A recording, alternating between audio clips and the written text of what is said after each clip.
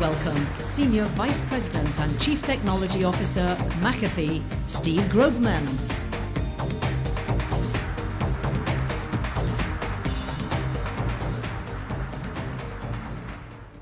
I'm excited to be here. As CTO of McAfee, I'm the geek that gets to write code on a plane and give it to my team when I land. They love that. But I'm also one of you.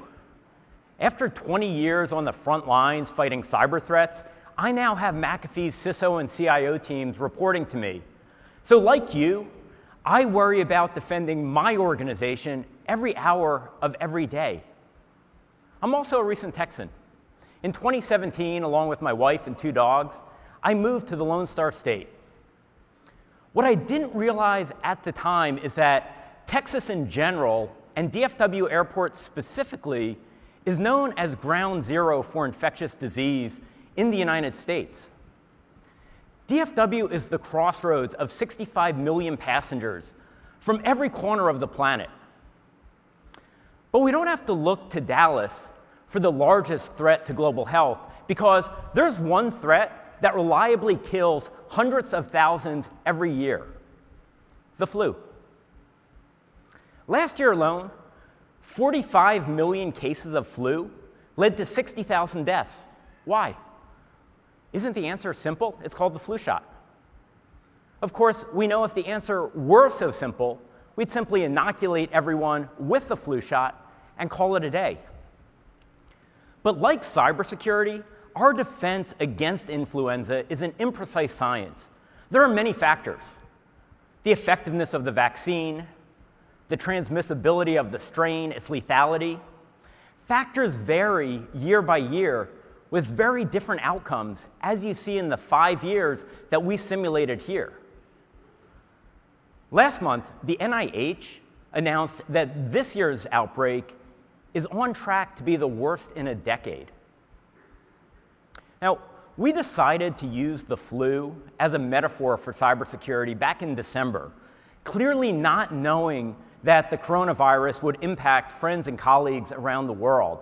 The point being that infectious disease requires a spectrum of actions, from sophisticated technology to fundamental, simple, basic principles like, as you just heard, washing hands. Consider the challenges of some of the most fundamental principles in our world. Are we being aggressive enough in the way that we share threat intelligence? No. We must move beyond the hash and move to higher fidelity threat sharing paradigms. Are we patching fast enough to resolve fundamental implementation flaws in all of the components that we count on? No. We've been dealing with Patch Tuesday for 17 years, and patching for much longer. We recognize the criticality of patching, but the data suggests we're collectively not moving fast enough to patch known vulnerabilities, including those that can have significant impacts. Take Bluekeep, a 9.8 out of 10 CVSS score. It was announced last June. This is a vulnerability that takes advantages in flaws in remote desktop protocol that can allow an attacker to have remote code execution. Today, 8 months later, we've addressed only 60% of internet-facing systems. Take another example, Eternal Blue. The underlying vulnerability that WannaCry used to spread around the globe to impact nearly 250,000 machines in 150 countries went from an epidemic to a pandemic in 1 day. Almost 3 years later, McAfee's threat sensor array detects exploitation of Eternal Blue as its top network exploit, making Eternal Blue truly eternal, because significant populations of machines are still not patched. And this January 14th, once again, we're racing to patch. It seems like every Christmas or New Year's, our industry gets some sort of special present, whether it's Spectre Meltdown or Grizzly Step or this year's literal curveball. What makes curveball so dangerous? It destroys trust in the building blocks that we rely on for everything that we do. Abusing Curveball, an adversary can sign files and make them appear as part of the operating system, or impersonate a secure website. What does it take to abuse Curveball? Download and run 10 lines of code. That's right, just 10 lines, which is why just days after the vulnerability was made public, multiple proof of concepts were readily available. Many incredibly simple to use, and social media enhances rapid collaboration of these POCs and makes it such that once they become viable, the recipe is spread around the world in seconds. This lowering of the barrier to exploitation exacerbates our challenge, even for complex attacks. In 2017, the Shattered team created the first SHA-1 collision. It took 6,610 years of processor time. Today, their collision can be used to create two documents with the same SHA-1 hash, not in 6,000 years, but in less than 60 seconds. It took us less than a minute, using a public script from the internet, to take these two documents and collide them so that they have the same SHA-1 hash, which, as you can see, documents from both RSA 2020 and 2019 would be shown as being identical. Now, of course, if you want to create your own SHA-1 collision, that'll cost you about $50,000 of cloud compute resource. That's a bit expensive for a keynote demonstration, even here at RSA. But it's a true bargain if you're a nation state. So if we can't trust our digital signatures or trust that hashes are unique, how do we protect trust? How do we mitigate risk when we know critical vulnerabilities will continue to be found at an accelerated rate? With every patch, we expose our organizations to risk. Patching means change, and change can be destabilizing, which means that we have incentives to defer and delay. We want to know how a patch is going to affect our environment because we know that making changes can have adverse effects. Things can break, performance can degrade, your business can suffer. Yet the risk of not patching, especially as the attacks become more sophisticated, is unacceptable, especially as the attack surface grows. So to patch now or patch later? We've answered this question. McAfee, like each of you, is moving to the cloud, a paradigm where we now delegate the onerous task of software updates and patches. But lifting and shifting outdated architectures does little to solve the problem. The value of cloud only kicks in when we move to a cloud-native architecture. Cloud-native solutions use foundational building blocks that snap together to build sophisticated capabilities. But with cloud comes new threats, cloud-native threats. Some of these are related to configuration errors. Configuring the cloud is difficult because cloud requires inherently more sophisticated policies which add complexity and are subject to error. This is made worse in that often things default access to the internet, a public network. So it's easier to make errors, and when you make those errors, they're exposed to the world.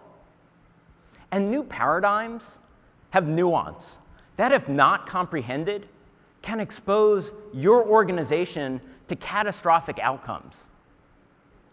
For example, all of the major public cloud providers have capabilities to manage credentials for cloud-native applications.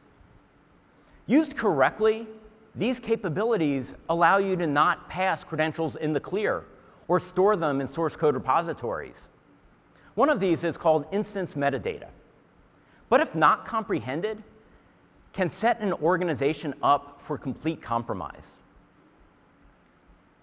Let's look at a typical scenario.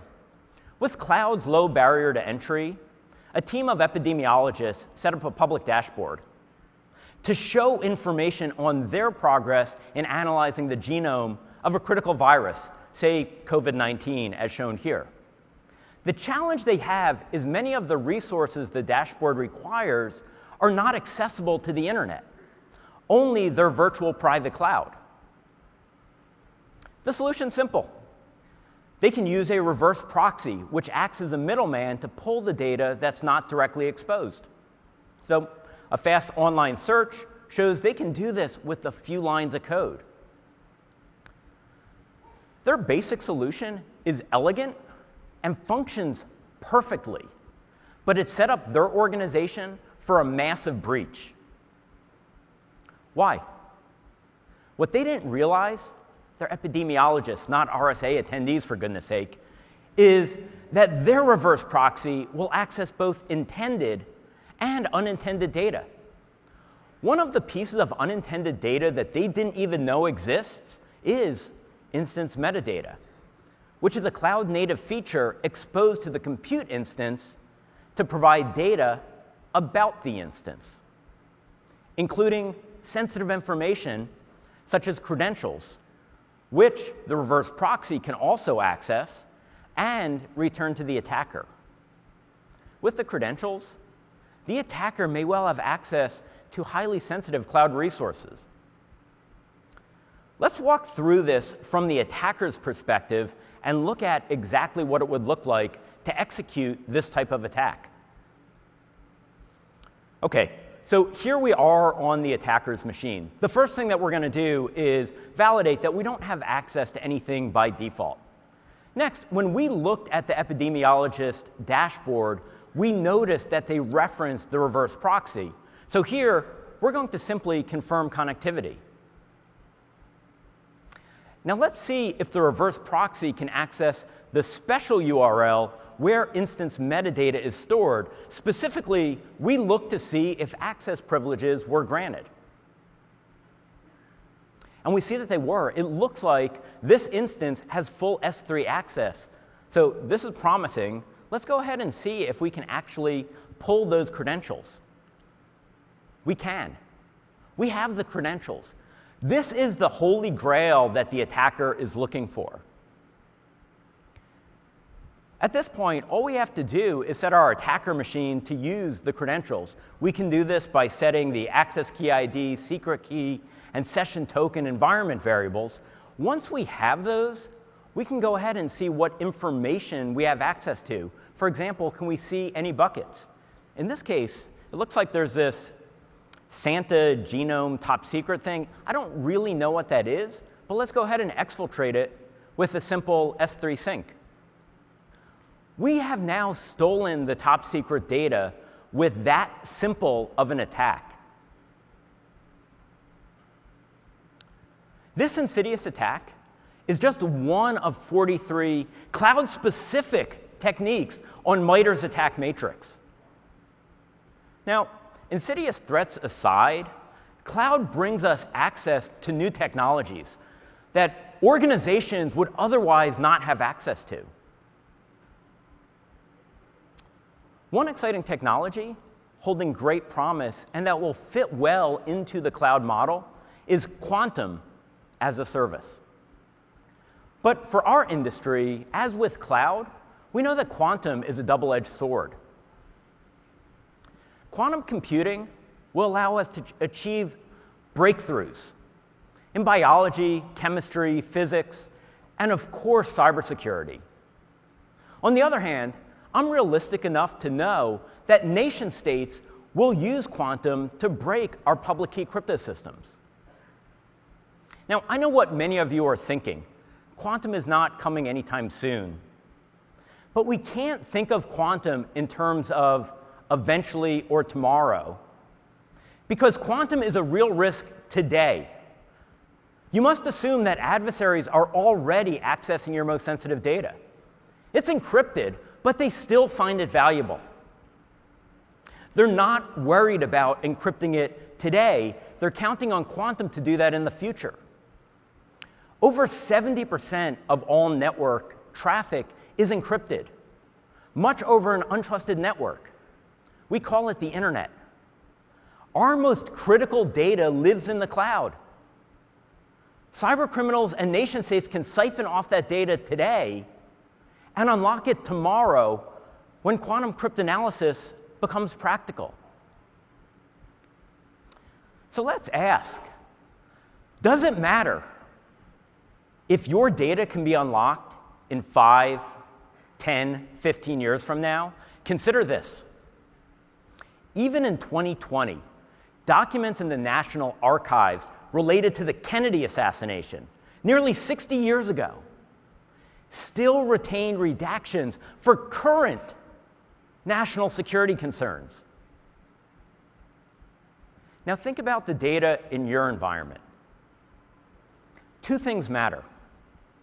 Number one, of course, the sensitivity of the data, how important it is, but also understanding how long it must be protected. We plotted a handful of examples on a chart to make the case. We place Social Security numbers more to the left. Clearly, we never want to lose a Social Security number, but we must be realistic that 60 to 80% are already compromised. At the same time, they act as an identifier across a lifetime. So we place them higher on the chart. Contrast this with pre-release earnings for a public company. Given their importance before they're released, we plot them far to the right. But given the brief time between quarter-end close and public release, we plot them near the bottom. Finally, think about national secrets. Many will be at the top right. A short story about an ultra-secret project makes the case. When the British cracked Germany's Enigma code in 1941, it provided critical information to Allied land, air, and sea forces that ultimately shortened and won the war. Yet the sensitivity of that project was so great that even people working on it weren't necessarily aware of the objective. And even after victory, we kept this story secret for 3 decades.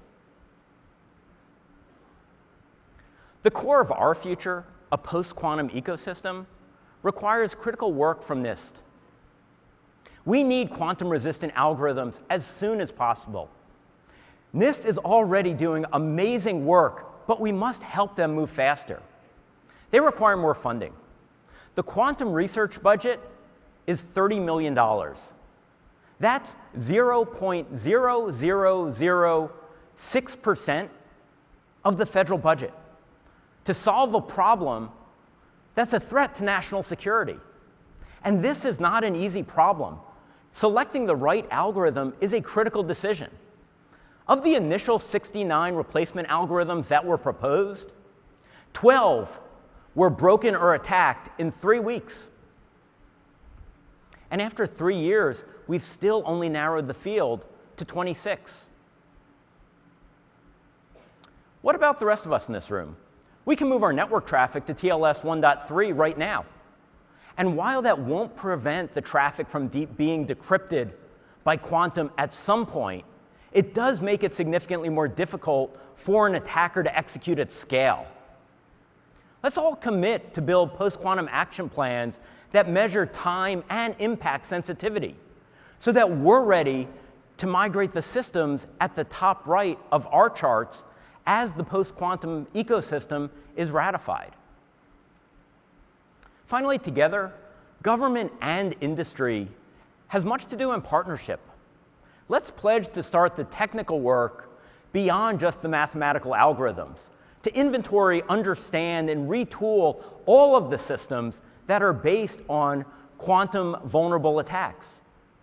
Whether it's driving changes through IETF to support a post-quantum TLS, or testing new ecosystems for quantum secure code signing capabilities, we must begin today. I'm confident we can do these things. With quantum, the potential is limitless. Immunologists one day will discover the Rosetta Stone for a universal vaccine, putting the flu and countless other diseases out of commission. But progress isn't waiting for quantum. Our current cloud computing architectures allow scientists to tackle the problems of today, to fight disease, to explore the universe, to power human progress. Let's not hinder our future by remaining blind to the threats that target these platforms. Are we up for the challenge? We can't wait for time to tell. Thank you.